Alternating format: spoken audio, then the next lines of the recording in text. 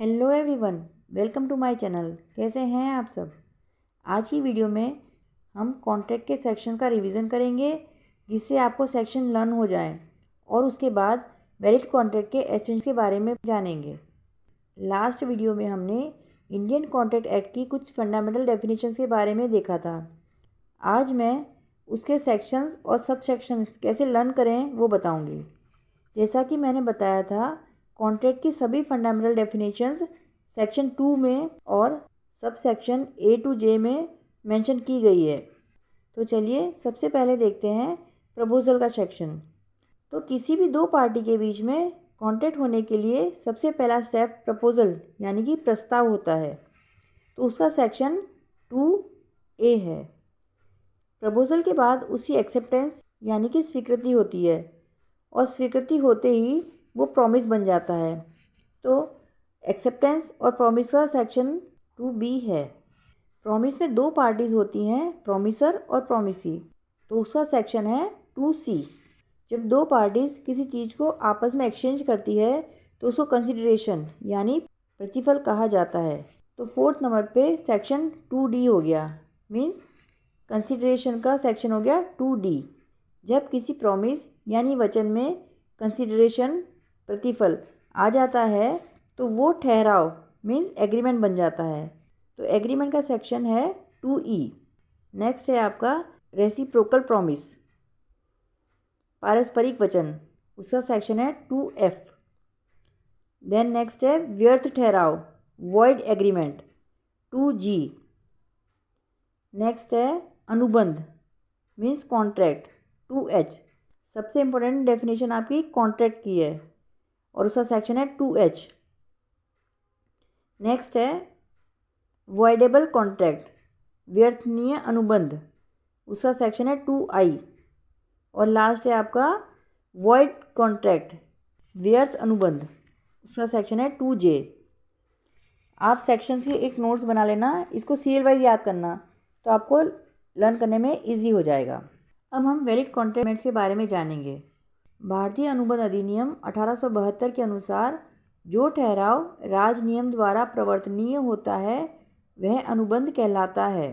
According to Indian contract act 1872, an agreement enforceable by law is a contract. Indian contract act के according contract यानी कि अनुबंध होने के लिए दो बातों का होना जरूरी है। फर्स्ट है ठहराव एग्रीमेंट और सेकंड है राज नियम द्वारा प्रवर्तनीय एनफोर्सेबल बाय लॉ।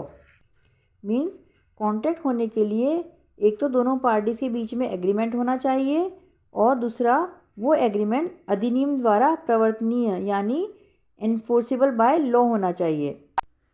और कोई भी एग्रीमेंट राज नियम द्वारा तभी प्रवर्तनीय हो सकता है जब वह वैधानिक दायित्व यानी लीगल ऑब्लिगेशंस क्रिएट करे। यदि कोई कॉन्ट्रैक्ट एनफोर्सेबल बाय लॉ नहीं होता तो वह वैलिड कॉन्ट्रैक्ट नहीं कहलाएगा। इसलिए कहा जाता है कि सभी अनुबंध ठहराव होते हैं, परंतु सभी ठहराव अनुबंध नहीं होते। All contracts are agreement but all agreements are not contract. Agreement और कॉन्ट्रैक्ट का कंपैरिजन करें तो एग्रीमेंट का स्कोप काफ़ी वाइड है, क्योंकि एग्रीमेंट धार्मिक यानी रिलीजियस, सामाजिक यानी सोशल या नैतिक यानी मोरल किसी भी प्रकार का हो सकता है।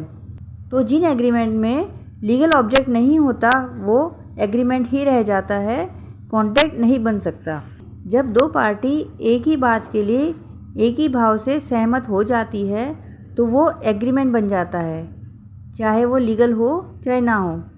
अगर वो एग्रीमेंट लीगल होता है तो वो कॉन्ट्रैक्ट बन जाता है, अदरवाइज़ वो एग्रीमेंट ही रहता है। फॉर एग्ज़ाम्पल, अमर अपने फ्रेंड समर को चाय के लिए इनवाइट करता है और समर वो इनविटेशन एक्सेप्ट कर लेता है, बट किसी वजह से अमर अपना प्रॉमिस पूरा नहीं कर पाता तो समर उसके लिए कोर्ट में केस नहीं फाइल कर सकता, क्योंकि ये एक सामाजिक यानी सोशल एग्रीमेंट था, ना कि कॉन्ट्रैक्ट। क्योंकि इसमें कोई कंसिडरेशन नहीं था तो ये एग्रीमेंट हुआ, ना कि कॉन्ट्रैक्ट, क्योंकि इसमें कोई वैधानिक दायित्व नहीं था। इसी तरह दूसरा एग्जाम्पल है, अजय विजय से कहता है कि तुम संजय का मर्डर कर दो तो मैं तुम्हें 1,00,000 रुपये दूंगा। विजय संजय का मर्डर करके अजय से कहता है, मैंने संजय का मर्डर कर दिया है, तो अब तुम मुझे 1,00,000 रुपये दे दो। अजय पैसे देने से मना कर देता है। तो इस केस में विजय कोर्ट में जाकर केस फाइल नहीं कर सकता कि मेरे और अजय के बीच में एक एग्रीमेंट हुआ था, उसके अकॉर्डिंग मैंने संजय का मर्डर कर दिया, बट अजय मुझे पैसे नहीं दे रहा, बिकॉज इस एग्रीमेंट का ऑब्जेक्ट और कंसिडरेशन दोनों ही इलीगल थे। ये एग्रीमेंट एनफोर्सेबल बाय लॉ नहीं था, इसलिए ये एग्रीमेंट कॉन्ट्रैक्ट नहीं हो सकता। इसीलिए कहा गया है, एक कॉन्ट्रैक्ट होने के लिए एग्रीमेंट यानी ठहराव होना अति आवश्यक है, अर्थात बिना ठहराव के अनुबंध का जन्म नहीं हो सकता। इसके लिए यह भी कहा जाता है कि जहाँ धुआं होगा वहाँ आग अवश्य होगी, बिना आग के धुआं हो ही नहीं सकता। इसी तरह जहाँ अनुबंध होगा वहाँ ठहराव अवश्य होगा, ठहराव के बिना अनुबंध हो ही नहीं सकता। जिस तरह आग ही धुएं को जन्म देती है, उसी तरह ठहराव अनुबंध को जन्म देता है। Where there is smoke there is fire, without fire there can be no smoke.